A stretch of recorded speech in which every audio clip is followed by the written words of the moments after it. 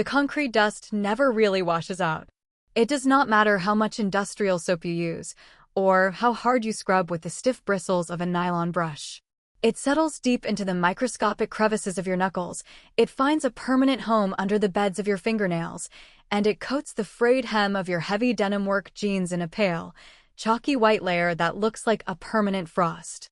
I had just stepped out of the cab of my truck, my steel-toed boots leaving distinct, gray footprints on the dark asphalt of my own driveway, when my phone started vibrating against my thigh.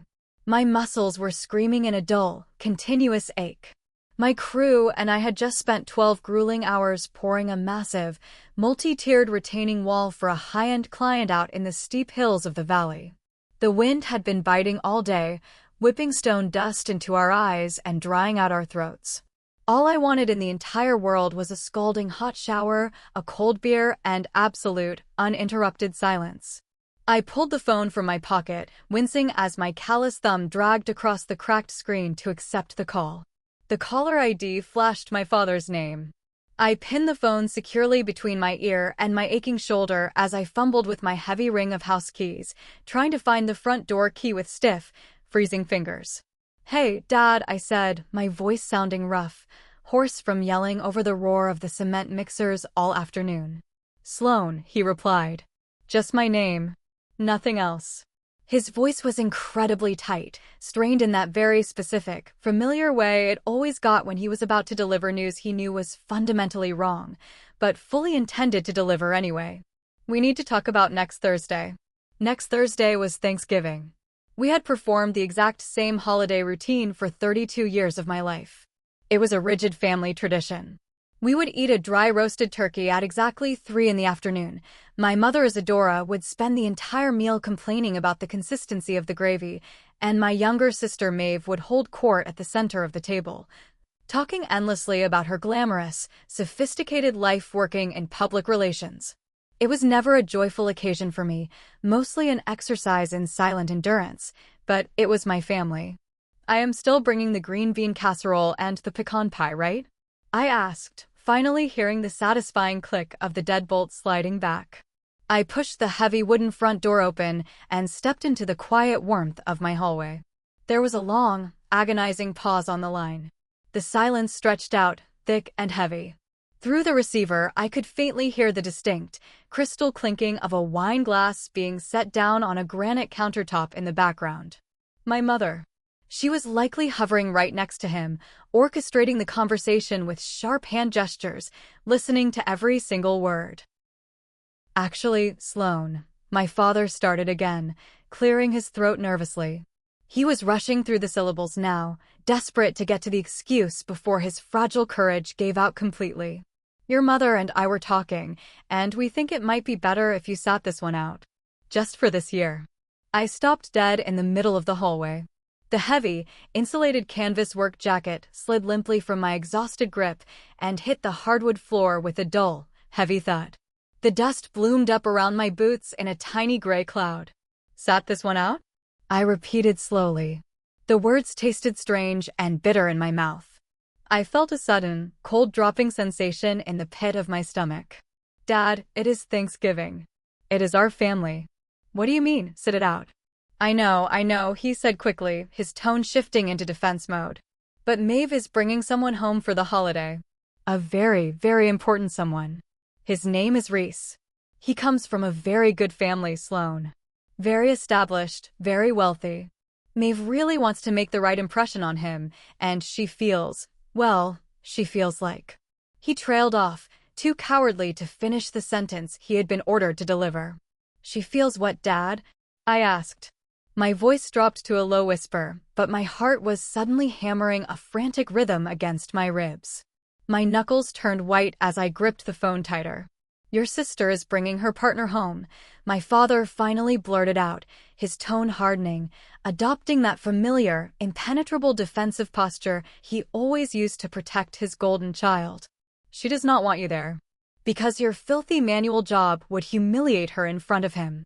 She says you always show up to family events looking like you just dug a ditch, smelling like sweat and dirt, and Reese is simply not used to people like that." There it was. the blade slipping smoothly right between my ribs, twisting deep into my chest. This was not a simple misunderstanding. This was not a scheduling conflict or a lack of space at the dining table. I was an embarrassment. My own flesh and blood, the people who raised me, found my very existence so deeply offensive to their manufactured, pristine image that I needed to be hidden away in the dark like a dirty, shameful secret. I looked down at my hands. I saw the thick calluses. I saw the small, faded white scars from slipped wrenches and sharp stone edges. I saw the chalky dust that literally built the foundation of my life. She said my filthy manual job would humiliate her. I echoed out loud, not as a question, but just to hear him not deny it. Just to force the reality of it into the open air. "Sloan, please be reasonable about this," my mother's voice suddenly chimed in sharply. She must have ripped the phone from his hand or put him on speaker. "You work outdoors. In the mud and the dirt. Maeve is trying to secure her future with a man of extreme status. You dragging your scuffed work boots into my formal dining room is going to completely ruin the aesthetic of the evening.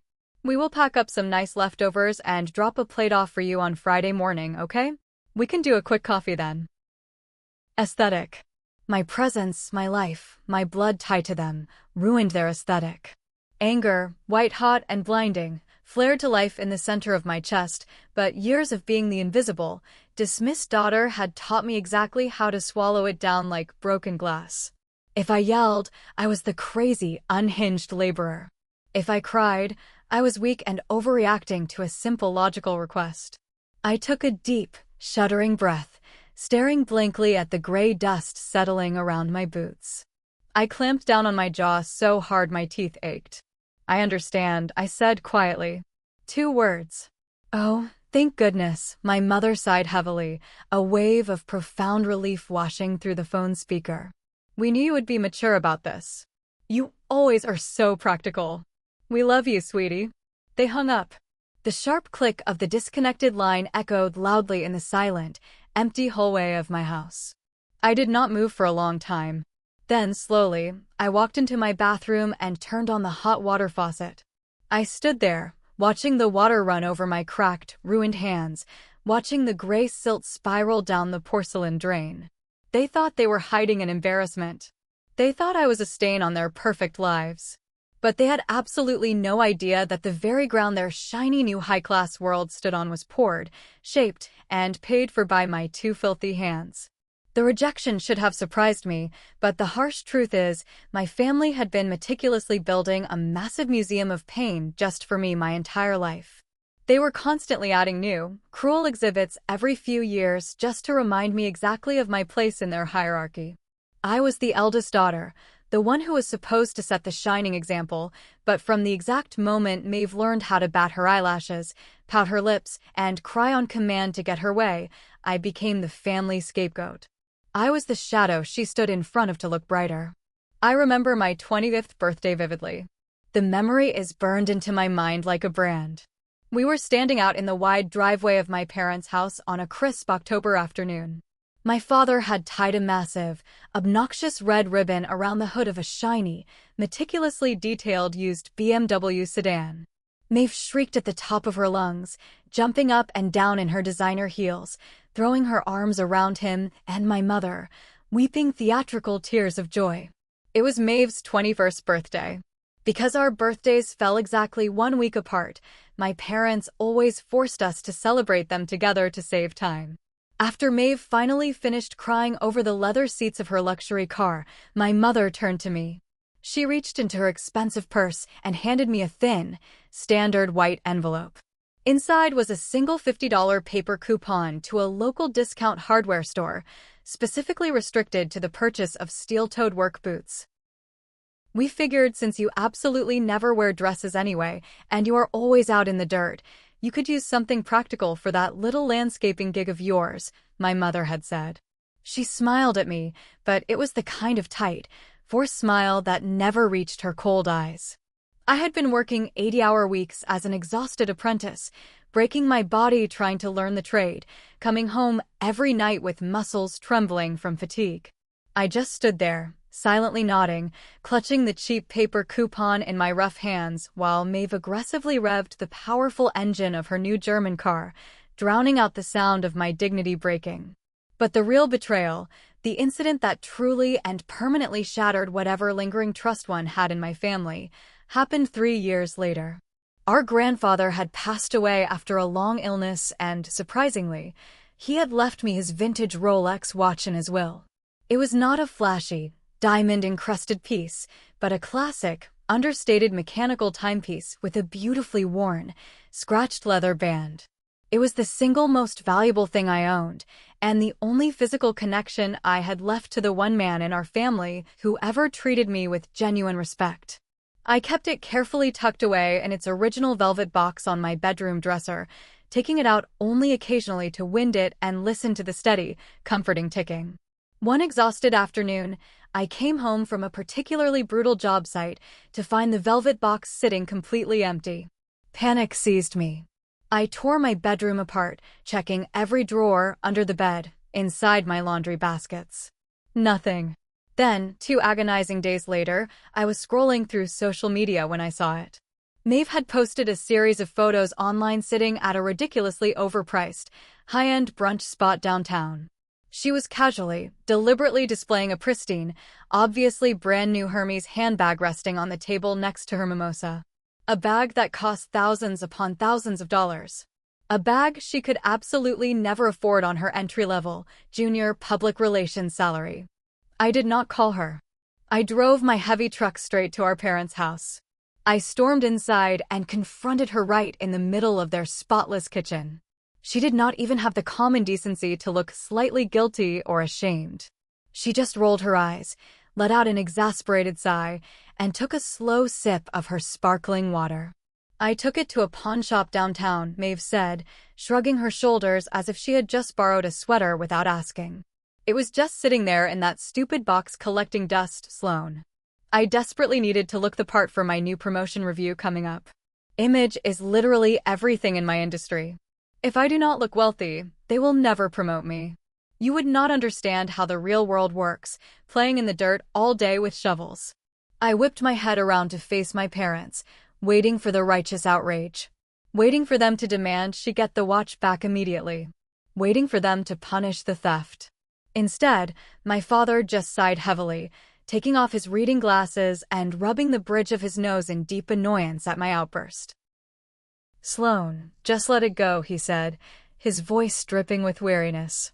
"Your sister really needs to maintain a certain high-level image to move up in the corporate world.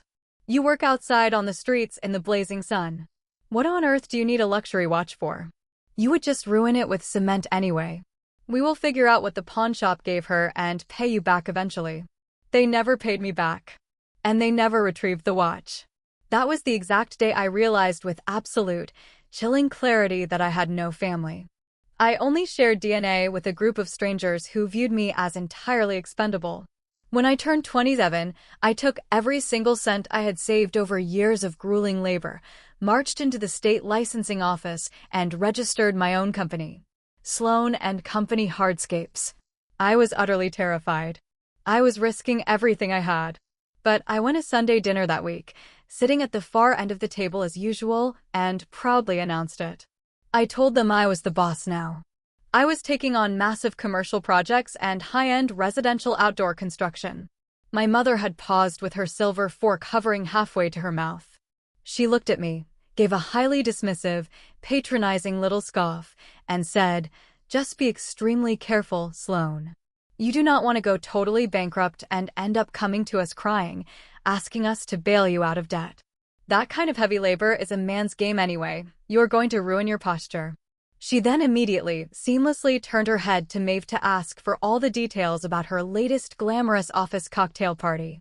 They never asked about my company again. Ever. They fully assumed it was just a cute hobby. A dirty, embarrassing little side hustle that barely kept the lights on in my small house. They could not have been more wrong. Tell me in the comments, have you ever been the invisible child in your family? Because what happened next almost broke me. 5 years later, Sloane and Company Hardscapes was not a cute little side hustle. We were an unstoppable machine. I had 22 full-time employees on my official payroll. Master masons, heavy equipment operators, meticulous foremen, and landscape designers who possessed more talent in their pinky fingers than my sister had in her entire body. My specialized teams built the breathtaking outdoor living spaces that regularly graced the glossy covers of local architectural and lifestyle magazines. We did not plant pretty little petunias in window boxes. We engineered and built massive, structurally complex retaining walls to hold back hillsides, intricate custom infinity pools overlooking the valley, sprawling, multi-level travertine stone terraces, and fully integrated outdoor kitchens that cost significantly more than most normal people's first homes. Our absolute minimum average project size was $150,000. This current fiscal year, my company was strongly projected to hit $5.2 million in gross revenue. My personal take-home pay, after all corporate taxes, payroll, and heavy equipment expenses were meticulously accounted for, was hovering right around $480,000. Meanwhile, my sister Maeve was still playing pretend on her pathetic $75,000 salary, actively drowning in over $30,000 of crushing, high-interest credit card debt just to desperately maintain her fake, high-society aesthetic. I did not flaunt my money. I never bought designer clothes or flashy jewelry. I aggressively reinvested my profits back into the business, buying better tools and providing incredible health insurance for my hardworking crew. My one major, self-indulgent purchase was a heavy-duty, customized Ford F-250 truck to haul my massive trailers and heavy equipment. It was an absolute beast of a machine. It was deeply scratched along the sides from driving through tight, wooded job sites and constantly dented on the heavy steel tailgate from carelessly loading excavators, and it was usually coated in a fine, persistent layer of gray stone dust. But I loved that truck fiercely. I bought it straight off the dealer lot in cash for $82,000. It was the physical proof of my grueling labor. But to my superficial family, it was nothing more than a rolling trash can that brought them deep shame. 2 days after I was officially uninvited from the Thanksgiving dinner, my phone rang loudly on my kitchen counter. I glanced at the glowing screen. The caller ID boldly displayed Aunt Veda. Aunt Veda was my mother's older sister, the undisputed family gossip queen, and the chief commanding officer of my mother's flying monkeys. Whenever my mother felt she could not control my behavior directly without looking like the bad guy, she deployed Veda to do the dirty, manipulative work. I hit accept and put the phone on speaker as I leaned over my kitchen island, carefully reviewing a massive set of architectural blueprints. "Sloan, we need to have a very serious discussion immediately," Veda announced, her sharp voice dripping with unbearable condescension and unearned authority. "Hello to you too, Aunt Veda," I said flatly, keeping my eyes locked on the elevation grades on the blueprint. "Do not use that disrespectful tone with me, young lady," she snapped instantly. "I drove past your little house yesterday afternoon, and I simply have to tell you, you are single-handedly bringing down the property value of the entire neighborhood. That absolutely hideous, battered work truck of yours parked right out there on the street for everyone to see? It is a total eyesore." Maeve was literally crying to me just the other day about how deeply humiliated she is that you drive that disgusting thing around town where her friends might see you. I set my red grading pen down on the counter with a sharp click. "Maeve does not pay my mortgage, Veda. Nor do you. My truck is for my business. I need it." "Business," Veda scoffed, injecting as much venom into the word as humanly possible. "Hauling dirty rocks around the city is not a business, Sloan. It is a chore for uneducated people." Maeve is trying to introduce Reese to the family this week. He is a high-profile lighting architect. He deals exclusively with luxury and wealth. If he drives by your house by accident and sees that piece of junk sitting there, he is going to think we are nothing but poor white trash. You need to park it somewhere else immediately. Hide it away. Park it 2 miles away and walk home if you have to, I do not care. I closed my eyes. She was aggressively demanding that I park my $82,000 truck, paid in full with my own sweat, 2 miles away and walk home in the freezing, bitter November wind every single night just so my sister could pretend to a stranger that her family only drove least luxury sedans. My truck stays exactly where it is, right in my driveway, I said, my voice dropping to a dangerously calm, icy register. Have a nice day, Veda. I hung up the phone abruptly before she could screech another hateful insult through the speaker. I stared intensely at the complex blueprints spread out in front of me. It was for our biggest, most prestigious project yet. A massive, historic estate renovation on the ultra-wealthy north side of the city. My company was handling the entire multi-million-dollar hardscape overhaul, and, because the client demanded absolute perfection, I had contracted an independent, highly sought-after luxury lighting architect to handle the complex illumination design. I had only communicated with him via professional email. He was undeniably brilliant, his extensive portfolio was flawless, and I had just confidently wired him a $45,000 retainer based purely on his preliminary digital sketches. His emails were always signed sharply and professionally. R. Sterling. I roughly rubbed my throbbing temples, trying desperately to push the toxic anger away. My family was actively trying to erase me from existence. But they were about to learn a very hard lesson. You cannot erase the person who literally owns the ground you walk on. The Northern Estate project was an absolute monster of an undertaking. A $500,000 outdoor overhaul featuring a breathtaking multi-tiered infinity pool that seemed to vanish into the horizon, imported Italian travertine stone paving that had to be handled with extreme care, and a massive, custom-carved architectural fountain serving as the grand centerpiece of the main entrance courtyard. I spent my entire Tuesday morning knee-deep in freezing mud, physically wrestling with the heavy, rigid PVC piping for the fountain's primary subterranean pump system. The morning air was biting cold, the kind of aggressive, damp chill that sinks painfully deep into your joints and makes your fingers clumsy, but I was sweating profusely under my heavy work jacket from the sheer physical exertion. My lead foreman, Declan, walked over, his heavy boots sinking deeply into the wet, churned earth with a loud squelching sound. Declan was 45 years old, built like a solid brick wall, and had absolutely zero tolerance for drama or nonsense. He handed me a steaming, battered thermos cup filled with thick, black coffee. Primary pump pressure looks solid, boss, he grunted, nodding approvingly at the complex manifold I was currently tightening with a massive wrench. You look like you're trying to physically murder that pipe, though. Take a breath. I let out a harsh, exhausted breath, wiping a thick smear of cold mud off my forehead with the back of my canvas-covered wrist. Just dealing with family stuff, December. Thanksgiving is coming up this week.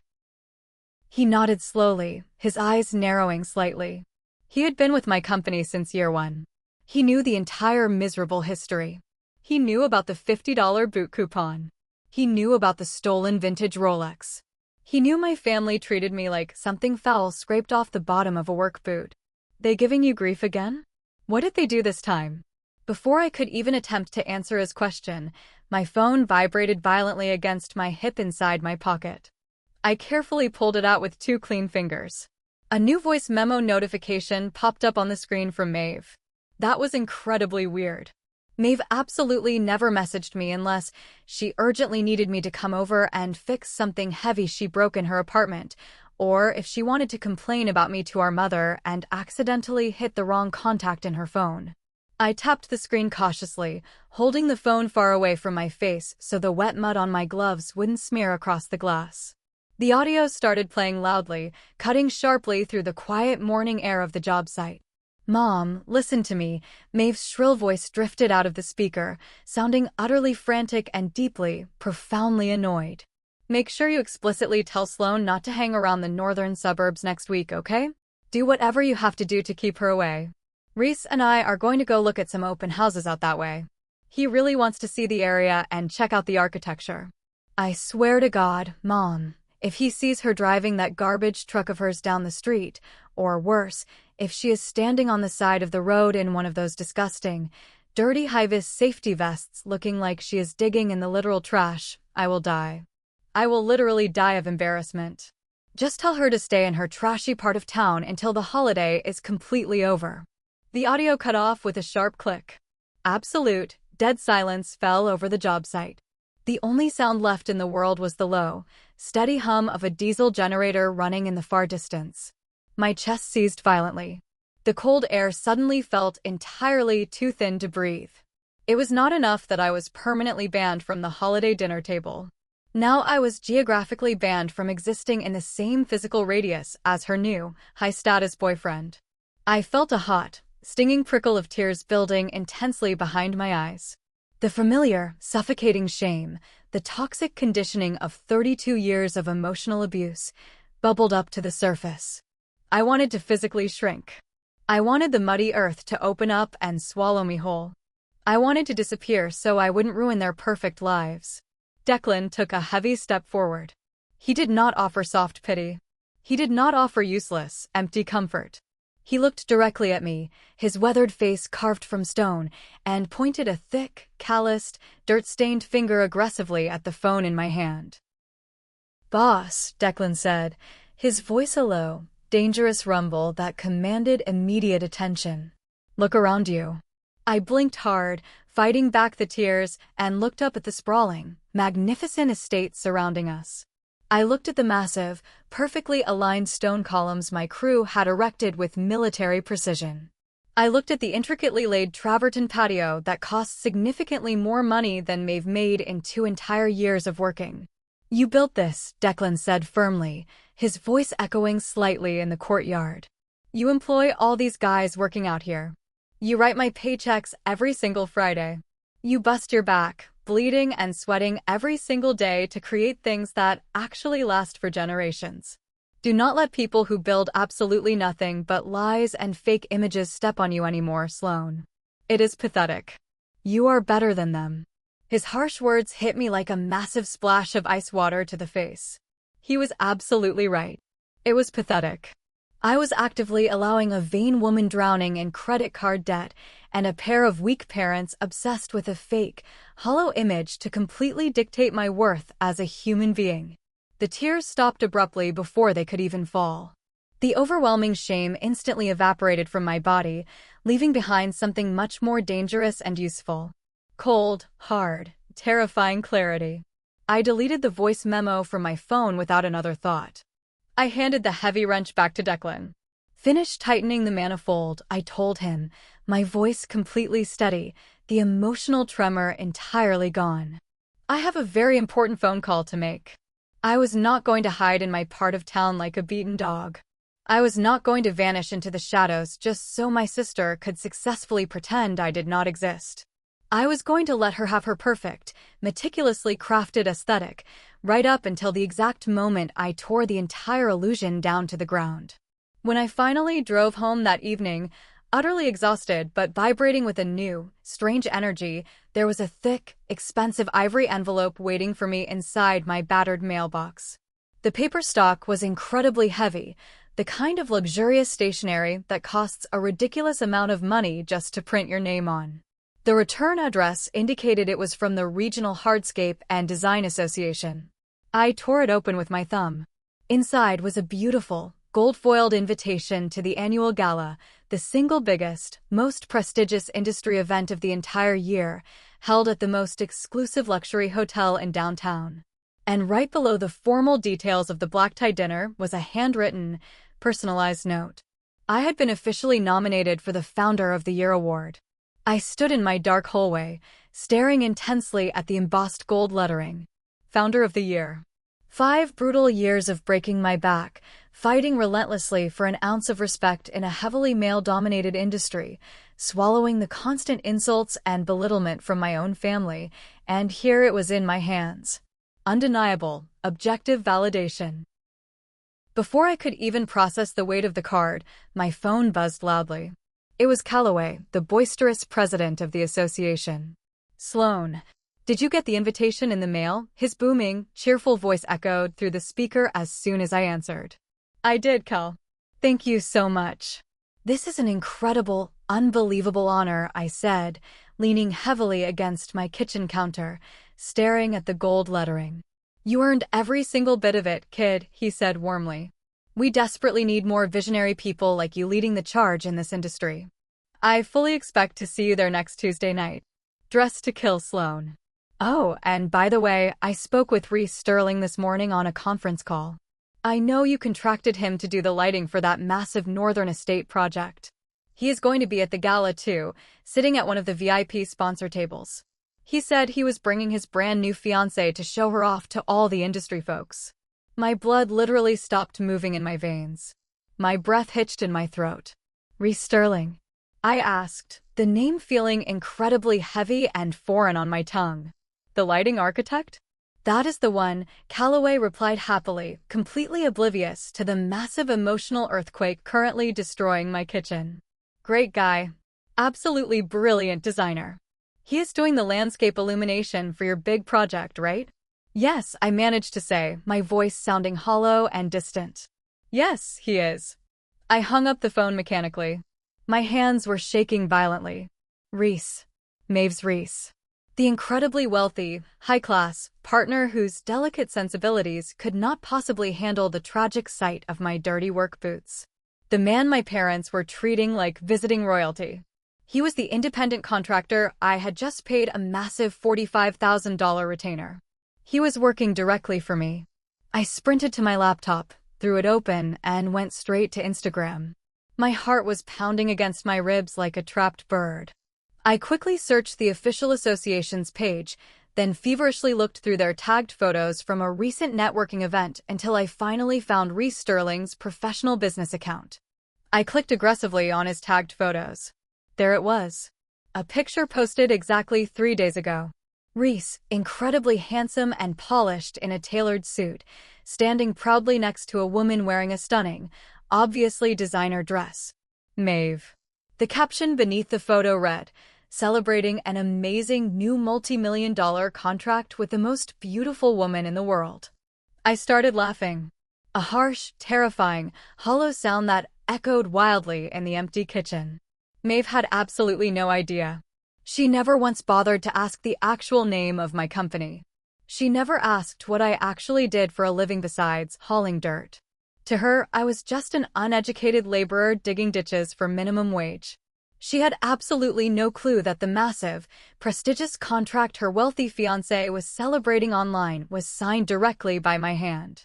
And Reese had absolutely no idea that the mysterious, wealthy S. Whitman, who approved his lighting designs and instantly wired his massive retainer, was the filthy, embarrassing, white trash sister Maeve constantly complained about. A plan formed instantly in my mind. Precise. Devastating. Absolutely perfect. I picked up my phone and quickly drafted a short email to my parents. I kept my tone incredibly brief and submissive. Mom, Dad, I agree that my presence at Thanksgiving would be highly inappropriate and cause unnecessary stress. I will be taking a trip out of town and will disappear for the entire week as you requested. Have a wonderful holiday with Maeve and Reese. My mother replied exactly 3 minutes later. Thank you so much, Sloan. You are being very mature. This is for the best. I slammed the laptop shut. The next morning, I did not go to the job site. I drove my dusty truck to the most exclusive, high-end luxury boutique in the downtown shopping district. I walked right through the polished glass doors wearing my heavy work boots and a stained Carhartt jacket. The impeccably dressed saleswoman gave me immediate, disgusted sideways glances, but cash talks louder than aesthetics. I dropped $3,000 on a breathtaking, floor-length, midnight blue silk gown. I booked an outrageously expensive professional hair and makeup artist for Tuesday afternoon. I bought real diamond drop earrings. I was going to give them exactly the high-class aesthetic they wanted so desperately. Thanksgiving Day arrived with a bitterly cold, gray, overcast sky. The quiet streets of my suburban neighborhood were densely lined with the unfamiliar cars of visiting relatives. Through the glowing windows of the houses around me, I could clearly see families gathering tightly around long dining tables, laughing loudly, sharing expensive bottles of wine, and carving massive turkeys. My own house, however, was suffocatingly silent. I did not bother to roast a small turkey for myself. I did not bother to make the traditional green bean casserole. Instead, I put on my heaviest, warmest winter work gear, grabbed my keys, and drove out to the massive northern estate project. The sprawling site was completely abandoned, the entire crew enjoying the fully paid holiday I had generously given them.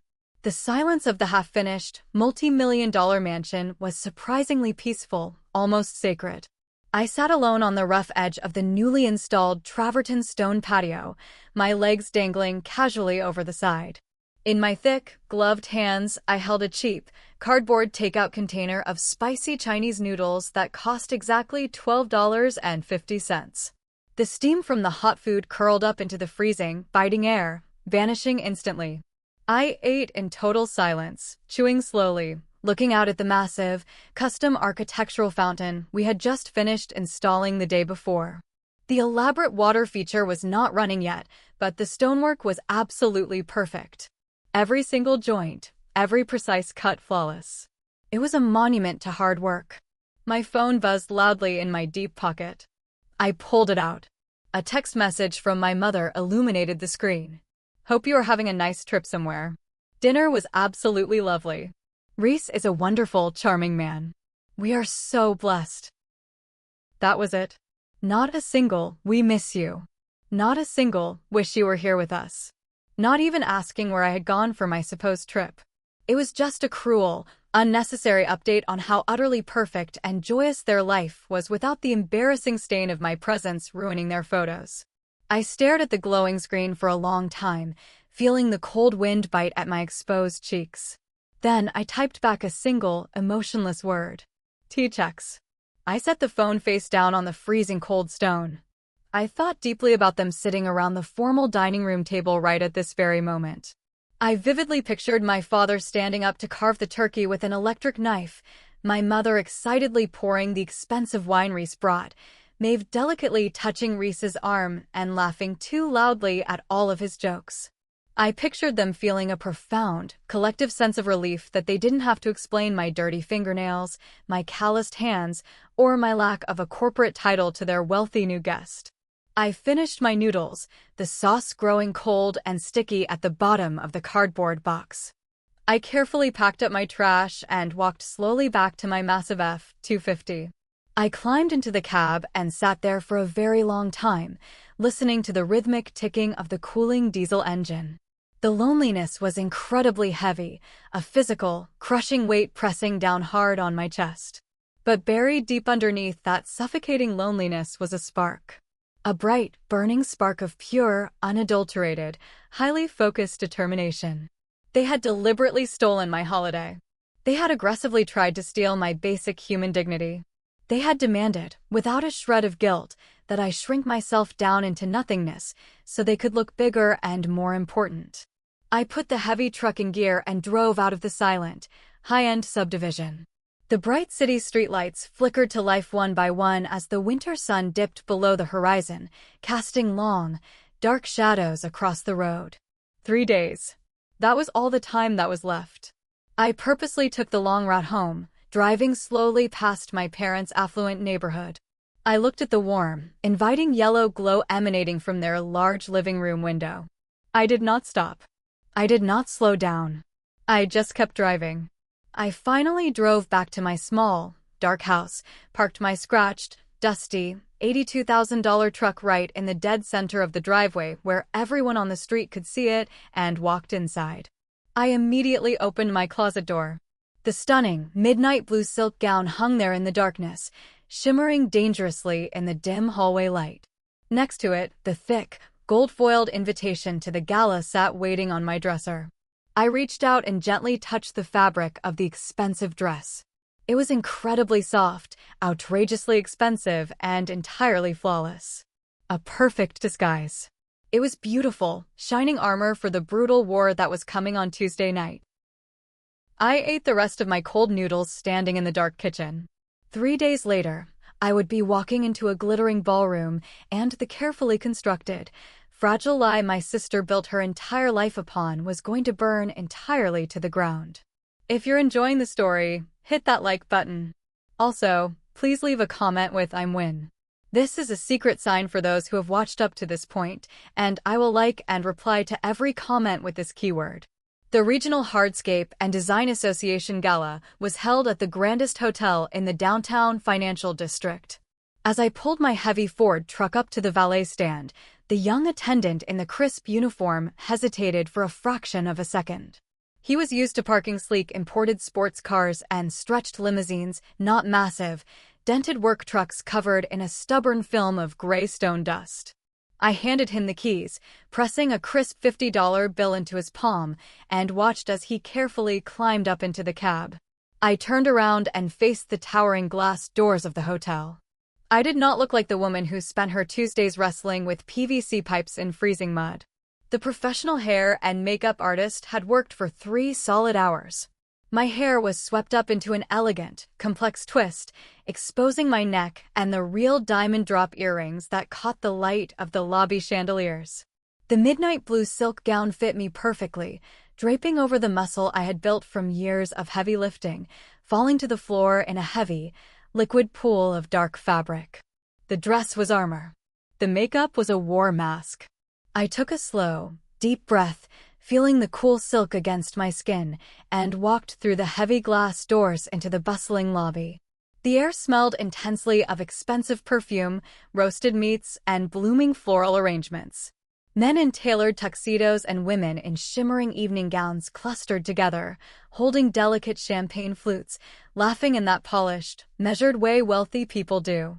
I checked in at the registration desk. The woman behind the counter handed me a heavy gold name badge. It simply read, Sloan Whitman, nominee. I walked into the massive main ballroom. It was a sea of round tables covered in pristine white linen, centered with towering arrangements of white orchids and silver branches. The lighting was low and dramatic, focusing on the massive stage at the far end of the room. A server handed me a glass of champagne as I passed. I found my seat at table 3, right in the front row, reserved exclusively for VIP sponsors and major award nominees. I sat down, taking a slow sip of the dry champagne, and let my eyes adjust to the sprawling room. It did not take me long to find them. Table 18 was situated halfway across the room, far enough away from the main stage that the guests had to twist in their chairs to see the podium. I stared at them over the rim of my crystal glass. My father, Grantham, looked visibly uncomfortable. He was wearing an outdated tuxedo that fit him poorly around the shoulders, and he kept tugging nervously at his stiff collar. Beside him, my mother, Isadora, was in her element, or at least pretending to be. She was scanning the room with hungry, calculating eyes, constantly adjusting her posture, desperately hoping someone important would notice her. And then there was Maeve. She was wearing a pale gold silk dress. I recognized the design instantly. It was a famous luxury brand, but looking closely at the way the hem dragged awkwardly on the carpet, I knew for a fact it was rented. She was leaning heavily toward the man sitting next to her, her hand resting intimately on his forearm. She was laughing loudly, throwing her head back, playing the role of the sophisticated, high-society woman to perfection. The man next to her was Reese. He looked exactly like his professional headshots.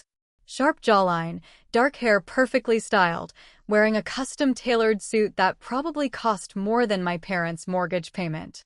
He was nodding politely at whatever Maeve was saying, but his eyes were darting around the room, taking in the architectural details of the ballroom ceiling. He was a designer. He was looking at the structure, the lighting, the bones of the building. He was looking for real substance, while the woman clinging to his arm was entirely hollow. I sat there in the dim light, invisible to them, and just watched the performance. I watched my mother lean across the table to pour more wine into Reese's glass, offering him a fawning, overly eager smile. She was looking at him like he was a winning lottery ticket, the final key to unlocking the elevated social status she felt she always deserved. I watched my father nod vigorously in agreement with something Reese said, desperate to appear intellectual and worldly. They were trying so incredibly hard. It was almost tragic to witness. They had banned their own flesh and blood, their eldest daughter, from eating a dry turkey dinner in their home just to protect this fragile, pathetic illusion of grandeur. They were terrified that my calloused hands and dusty boots would shatter the glass house they had built around themselves. The dinner service began. Servers in white gloves moved silently through the room, placing plates of filet mignon and roasted asparagus in front of the guests. I ate slowly, savoring the rich food, feeling a strange, eerie sense of calm wash over me. The violent anger that had gripped my chest for the past 5 days had completely dissolved, replaced by a cold, surgical precision. The trap was set. The audience was seated. The curtain was about to rise. As the plates were cleared away, the house lights dimmed further. A low murmur rippled through the crowd of 400 industry professionals. A bright spotlight cut through the darkness, illuminating the grand stage. Calloway, the president of the association, strode up to the podium, adjusting the microphone. He beamed at the crowd, his booming voice echoing off the high ceilings. "Good evening, ladies and gentlemen," Calloway announced, raising a glass of water. "Welcome to the annual Regional Hardscape and Design Gala. Tonight, we celebrate the visionaries. We celebrate the men and women who look at an empty patch of dirt and see an empire. We celebrate the calluses, the sweat, the late nights poring over blueprints, and the sheer force of will it takes to build something that will outlast us all." Applause erupted across the ballroom. I joined in, clapping politely. I let my eyes drift back to table 18. Reese was clapping enthusiastically, a genuine smile on his face. Maeve was clapping too, but her eyes were darting nervously around the room, making sure people saw her sitting next to a VIP. My parents were smiling blindly, having no real idea what Calloway was talking about, just happy to be in a room full of expensive suits. "We have many awards to hand out tonight," Calloway continued, his voice dropping to a more serious, reverent tone. "But we always begin with our most prestigious honor, the Founder of the Year Award. This award is not just about profit margins or beautiful designs. It is about grit. It is about a leader who started from nothing, who refused to take no for an answer, and who built a powerhouse company through sheer, unrelenting hard work." The massive digital screen behind the podium flickered to life. The glowing association logo slowly faded, replaced by 3 names written in bold, gold lettering. The nominees. I set my champagne glass down on the crisp white tablecloth. My heart began to beat a slow, steady rhythm against my ribs. I did not look at the stage. I kept my eyes locked in a dead stare on table 18. I watched Maeve lean in closer to Reese, probably preparing to congratulate him, assuming his name was about to appear on that screen. I watched my mother clutch her evening bag in eager anticipation. The wait was over. The lie was ending. Calloway gripped the edges of the wooden podium, leaning into the microphone. The massive ballroom fell dead silent. You could hear a pin drop on the thick carpet. This year, the selection committee was presented with a truly unprecedented candidate, Calloway began, his voice echoing in the quiet space. 5 short years ago, this individual walked into the state office with nothing but a few $1,000s in savings, a singular vision, and a relentless work ethic. Today, they run one of the most elite, highly sought-after outdoor construction firms in the state. They command a team of 22 master craftsmen. They manage commercial and high-end residential projects that redefine luxury outdoor living. Calloway paused, letting the weight of the achievement settle over the crowd. He reached down and opened a golden envelope. This company has not only set a new standard for quality stonework and architectural hardscaping, but they have done it while maintaining a flawless safety record and generating a staggering projected revenue of $5.2 million this fiscal year alone. A loud murmur of genuine respect rippled through the crowd of professionals. $5.2 million was a massive number for a company only 5 years old. At table 18, I watched Reese nod approvingly, clearly impressed by the statistics. Maeve, sensing Reese's admiration, mimicked his expression, nodding as if she understood the monumental effort required to generate that kind of capital. "Ladies and gentlemen," Calloway boomed, throwing his arm out toward the massive digital screen. "It is my distinct honor to present the Founder of the Year Award to the Director of Sloan and Company Hardscapes, Miss Sloan Whitman." The giant screen behind the stage exploded with light. In massive, towering gold letters, my name stretched across the width of the stage. Below it, a high-definition photograph from one of my job sites appeared. It was a picture of me, wearing my heavy canvas jacket, a yellow hard hat pushed back on my head, pointing at a blueprint spread across the hood of my dusty Ford truck, with a multi-tiered stone wall rising majestically in the background. The ballroom erupted into thunderous applause. Upbeat, triumphant music blasted through the massive speakers. I stood up slowly from table 3. I did not immediately walk toward the stage. Instead, I turned my body slightly, ensuring I had a crystal-clear, unobstructed view of table 18. I wanted to burn this exact moment into my memory forever. My mother, Isadora, had literally dropped her heavy silver salad fork. It hit her china plate with a sharp, ringing clatter that I could almost hear over the applause. Her mouth was hanging wide open, her eyes darting frantically from the giant picture of me in a hard hat on the screen, down to the real me standing in a $3,000 silk gown at the VIP table. My father, Grantham, looked as though all the air had been violently punched out of his lungs. He was gripping the edge of the tablecloth so hard his knuckles were stark white, his face pale and drained of all color. But Maeve's reaction was the true masterpiece. The fake, sophisticated smile had been violently ripped from her face. She looked like she had just seen a ghost walk out of the walls. Her skin turned a sickening shade of gray. She shrank back into her chair, pulling her hand away from Reese as if he were suddenly made of fire. Her eyes were wide with pure, unadulterated terror. The entire foundation of her fake life, the carefully constructed narrative of her trashy, embarrassing sister, was crumbling around her in real time, broadcast to a room of 400 elite professionals. Then, the final piece of the trap snapped shut. Reese stood up. He did not look at Maeve.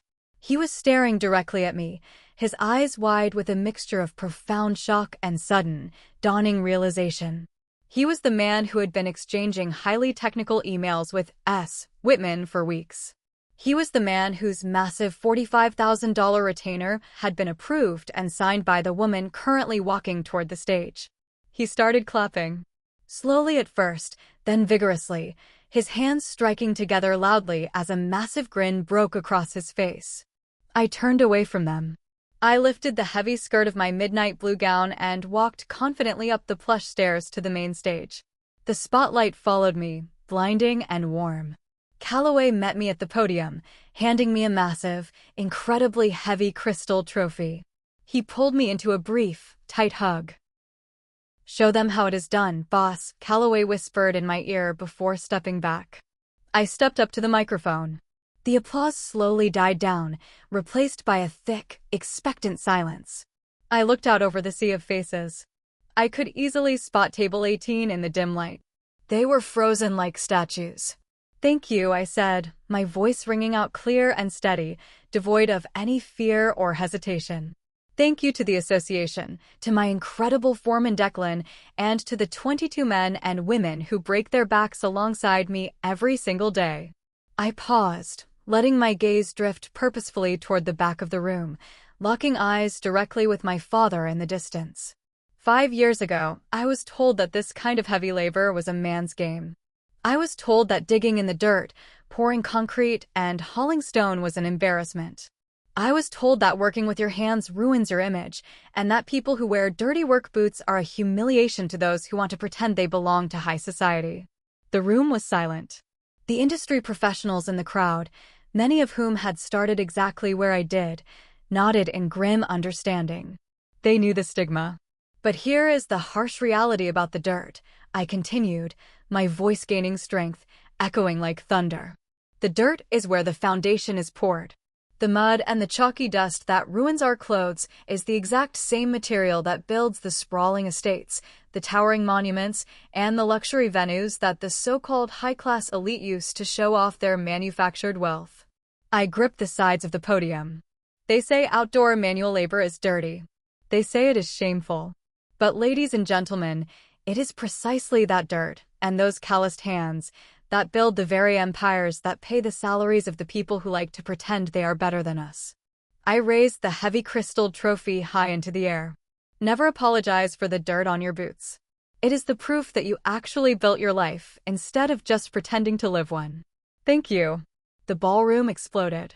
400 people rose to their feet in a massive standing ovation. The cheers were deafening. I stood there in the blinding spotlight, holding the heavy crystal, feeling the crushing weight of 32 years of invisibility finally lift off my shoulders and shatter into a million pieces. I did not look at table 18 again. I did not need to. I had already won. I walked down the steps of the stage, the heavy crystal trophy secured tightly in my right hand.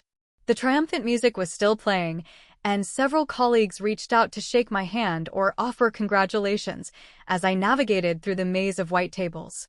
My heart was beating a steady, victorious rhythm. I did not return to table 3. I had delivered my message, and the stale air of the ballroom suddenly felt suffocating. I needed to feel the cold night air.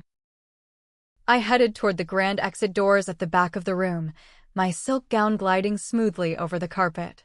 I had almost reached the heavy brass handles when I heard heavy, rapid footsteps behind me. Sloane, wait. Sloane, please wait. I stopped and turned slowly. It was Reese. He had practically sprinted across the ballroom to catch me. He looked slightly out of breath, his expensive tie slightly askew. A few paces behind him, struggling to walk quickly in her rented gown, was Maeve. Her face was frantic, her eyes wide with desperate panic. She was reaching out, trying to grab Reese's arm to stop him, but he completely ignored her. Reese stopped 3 feet away from me. He looked down at the crystal trophy in my hand, then up at my face. He shook his head, a look of utter disbelief masking his handsome features. S. Whitman, Reese said, his voice hushed. You are S. Whitman. You are the director of Sloane and Company.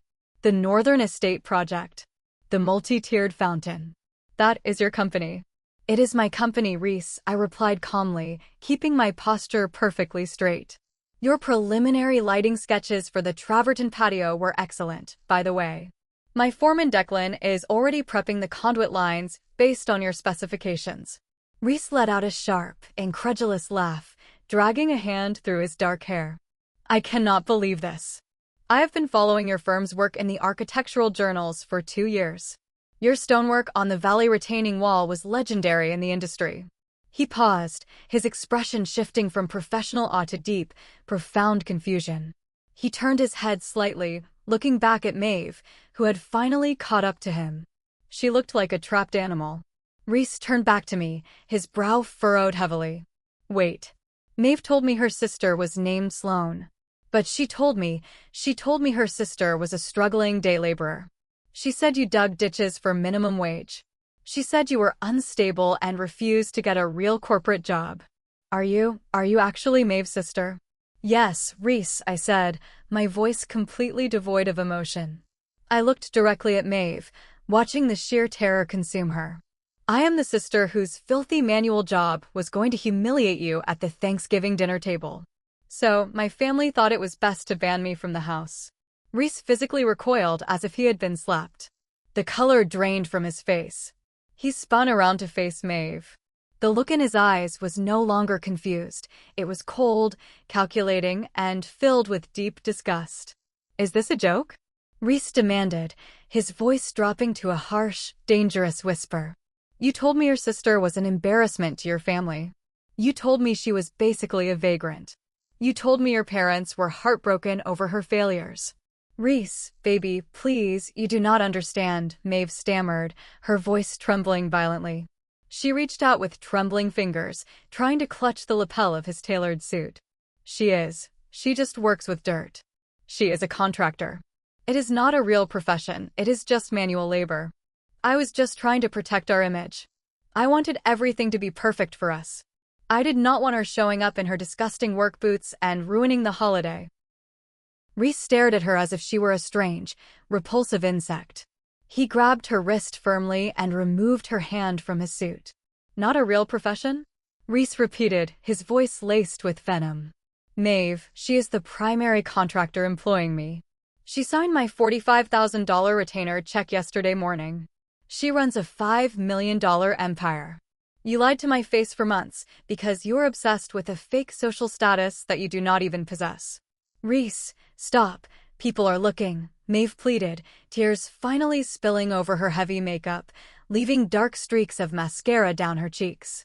I am a director of public relations. I have status. I secured the massive charity gala at the Botanical Gardens next month. I am important too. Reese let out a bitter, mocking laugh. The Botanical Gardens charity gala? The one you have been bragging about securing for 6 weeks? The one you claimed was your masterpiece. Yes, Maeve cried, nodding desperately, hoping this would somehow validate her worth.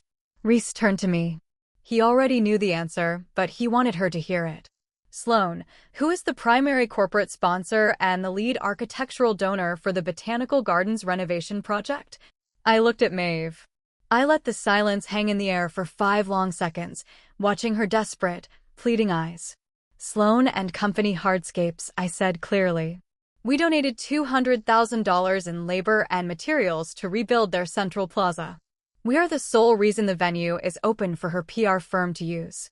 Maeve's knees literally buckled. She let out a small, pathetic gasp, grabbing the edge of a nearby high-top table to keep from collapsing onto the floor. The ultimate irony. The biggest professional achievement she had been using to prove her superiority over me was literally paid for by my company. She was standing on my charity. Reese stepped back, putting physical distance between himself and my sister. You are a fraud, Maeve, Reese said, his voice loud enough for the passing guests to hear. Everything about you is hollow. You wear rented clothes, you drown in credit card debt to buy fake designer bags, and you treat a brilliant, hard-working woman like garbage because you are violently insecure about your own pathetic existence. Reese, please, do not do this here, Maeve sobbed, burying her face in her hands. We are done, Reese stated with finality.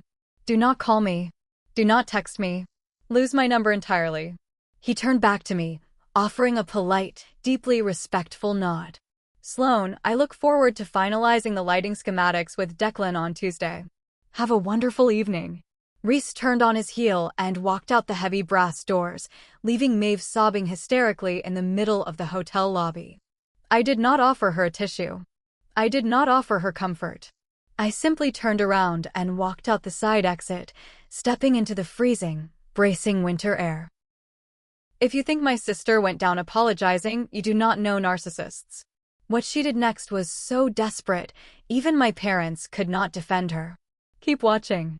The freezing November wind whipped across the expansive, dimly lit hotel parking lot, biting sharply through the thin silk of my midnight blue gown.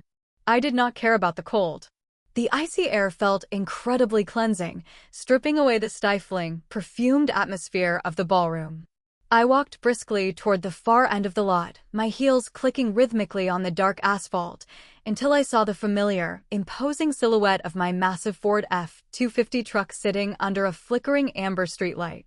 I unlocked the doors with my fob, the heavy locks engaging with a loud, satisfying mechanical clunk. I reached for the thick metal door handle, ready to climb into the cab and leave this entire toxic chapter of my life behind me. Sloan, wait. The voice was frantic, breathless, and cracking with panic. I paused, keeping my hand firmly on the door handle, and slowly turned my head. Running across the freezing asphalt were my parents. My father, Grantham, was wheezing heavily, his poorly fitted tuxedo jacket flapping wildly in the harsh wind. My mother, Isadora, was struggling to keep up in her stiff heels, her expensive evening shawl slipping off her shoulders. They looked absolutely ridiculous, two people who had spent their entire lives desperately chasing an illusion of high-class dignity, now sprinting through a dark parking lot like terrified children chasing after a departing train. They finally reached the side of my truck, stopping a few feet away. My father bent over, resting his hands heavily on his knees, gasping for air. My mother was openly weeping, her carefully applied makeup completely ruined, dark streaks of mascara running down her pale, foundation-caked cheeks. Sloan, my father gasped, his chest heaving. He reached out a trembling hand toward me, but stopped short of actually touching my arm. Sloan, please. We need to talk to you. We had absolutely no idea. We did not know the scale of your business. We did not know about the money or the awards. Oh, my sweet girl, my mother sobbed, stepping forward and clasping her hands together in a desperate, pleading gesture. We are so deeply, profoundly sorry. We were so wrong. We just wanted what was best for Maeve. We thought she was the one struggling. We did not know you were a CEO. We did not know you were this successful. Please, you have to forgive us. I stood perfectly still, leaning my back against the cold, dusty steel door of my $82,000 truck. I looked at the two people who had brought me into this world. 10 years ago, seeing my mother cry would have broken my heart. 5 years ago, my father's desperate apology might have softened my resolve. But tonight, standing in the freezing wind, I felt absolutely nothing. No anger. No sadness. Just a massive, echoing emptiness. I did not raise my voice. I did not yell. My voice was calm, steady, and cold as the winter air. "Stop crying, Mom," I said flatly. The sheer lack of emotion in my tone caused her sobs to hitch in her throat. She looked up at me, startled by my complete indifference. "You are apologizing right now because you are embarrassed," I continued, my eyes locking onto my father. "You are not apologizing because you hurt me. You are apologizing because you just found out that the daughter you treated like a filthy peasant is actually the wealthiest person in your entire social circle. You are apologizing to the $5 million on that screen, not to me." "That is not true, Sloane," my father stammered weakly, shaking his head. "We love you. You are our daughter. If you loved me, you would have loved me when I was making $20 an hour digging holes," I countered instantly, my words sharp and precise. "You did not ban me from Thanksgiving dinner because you thought I would be embarrassed by Reese's wealth. You banned me because you were embarrassed of me. You love the title of CEO. You love the crystal trophy. You do not love the girl who comes home with concrete dust in her hair. You never did." Silence fell over the parking lot, save for the howling wind. My mother covered her mouth with her hands, letting out a muffled, agonizing wail. She knew I was right. There was no defense against the absolute, brutal truth. "I am not going to scream at you," I said, pulling my keys from my purse. "I am not going to cut you out of my life entirely, because holding on to that kind of hatred is exhausting, and I have a company to run. But things are going to change. Dramatically." My father stood up straight, nodding vigorously, desperate for any lifeline I would throw him. "Anything, Sloane. Tell us what to do." "3 rules," I stated, holding up 3 fingers. "Rule number 1. You will never, ever speak down about my profession again. If you ever use the words filthy, manual labor, or embarrassing in my presence, I will walk out of the room and you will not hear from me for 6 months. Do you understand?" "Yes," my father whispered, tears finally pooling in his own eyes.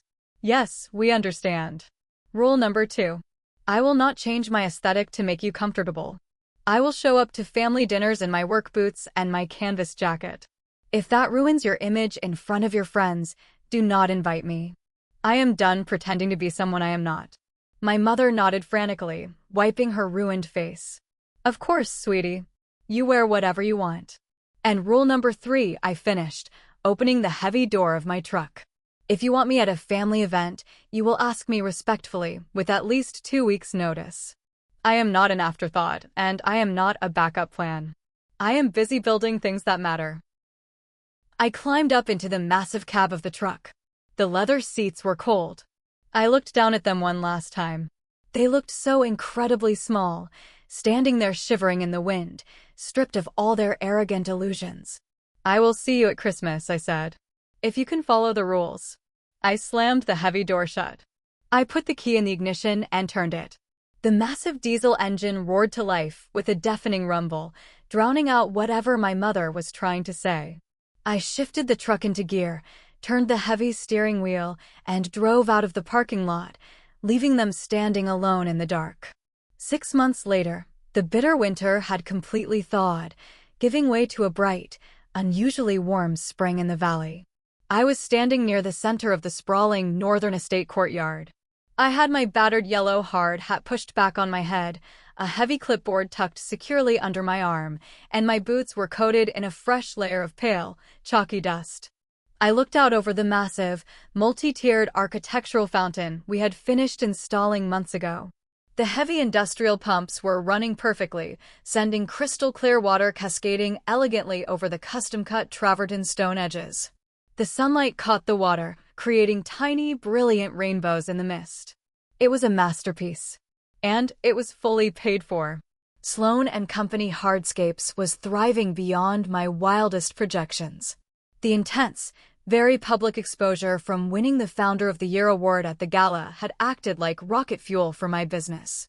Wealthy clients who previously only wanted to hire old, established male contractors were suddenly flooding my office with desperate phone calls, begging to be put on our 2-year waiting list. We had just officially won a massive $2 million commercial bid to completely redesign and construct the outdoor plaza for the new City Art Museum. I had to hire 5 new master craftsmen just to keep up with the overwhelming demand. As I watched the water flow over the stone, my phone buzzed in my heavy canvas pocket. I pulled it out. It was a text message from my mother, Isadora. "Hi, Sloan. Dad is grilling steaks on the patio this Sunday at 5 p.m. It will just be the 3 of us. We would absolutely love it if you could make it, but we completely understand if you are too busy with the museum project. Let us know. Love you." I smiled softly at the screen. The text was polite, cautious, and incredibly respectful. It hit every single parameter of the strict boundaries I had laid down in that freezing hotel parking lot 6 months ago. Things had changed drastically in my family. Maeve's entire manufactured world had collapsed with terrifying speed. Following the humiliating public breakup at the gala, Reese had completely cut all ties with her. Without his massive income to subsidize her lavish lifestyle, her crushing $30,000 of credit card debt quickly caught up to her. To make matters worse, her terrible attitude and relentless obsession with her personal social media image finally caused her to be fired from her junior public relations job. Unable to afford her luxury downtown apartment, she had been forced to move back into the small guest bedroom of our parents' house. She currently spent her days working as a shift manager at a local coffee shop, wearing an ugly green apron, finally experiencing the harsh reality of actual labor. We rarely spoke, but when we did cross paths, she kept her head down and remained completely silent. My parents, on the other hand, had spent the last 6 months aggressively trying to make amends. It was an awkward, stumbling process, but the effort was undeniably genuine. They no longer bragged to their friends about their imaginary high society connections. Instead, my father had started asking me highly specific, genuinely curious questions about the curing times of structural concrete and the logistical challenges of hauling heavy equipment across the city. I typed a quick reply to my mother. "I will be there at 5. I will bring the potato salad." I slid the phone back into my pocket and took a deep breath of the warm spring air. I looked down at my hands. The calluses were thicker than ever. There was a fresh, angry red scrape across my knuckles from a slipped wrench earlier that morning. The dirt was permanently ingrained in my skin. For 32 years, I had allowed my family to convince me that this dirt was a curse. I had allowed their shallow, toxic obsession with appearances to dictate my own internal worth. I had spent countless nights lying awake, wondering what was fundamentally wrong with me, wondering why I could never be the pristine, polished daughter they so desperately wanted. But standing here, listening to the powerful rush of the water over the stone I had built, I finally understood the truth. I did not need to prove anything to them anymore. I did not need the crystal trophy sitting on my office desk to validate my existence. I did not build these massive walls and beautiful estates to seek their approval or to exact a dramatic, crushing revenge upon my sister. I built them because I loved the work. I loved taking a chaotic, empty patch of mud and transforming it into something permanent, beautiful, and strong. I was a builder. The dirt was not a stain on my character. It was the raw material of my success. It was my crown. I turned away from the fountain, walking back toward my dusty, scratched Ford truck. Declan was leaning against the tailgate, reviewing a new set of blueprints for the museum project. He looked up and nodded at me. "Ready to go pour some concrete, boss?" Declan asked, a rough smile playing on his lips. "Always, Dec," I replied, grabbing my keys. "Let's go build something." Some people say I was entirely too harsh for exposing Maeve publicly at the gala and ruthlessly dictating strict terms to my parents in the parking lot. But I believe respect is not a gift freely given to those who hide in the shadows. It is a right taken by those who stand tall and refuse to be diminished. So, what do you think? Was I right to let the brutal truth destroy my sister's fake facade, or should I have quietly warned her beforehand? Let me know your thoughts down in the comments below. Thanks for watching. If you haven't subscribed yet, hit that button for more stories where karma always collects its debts.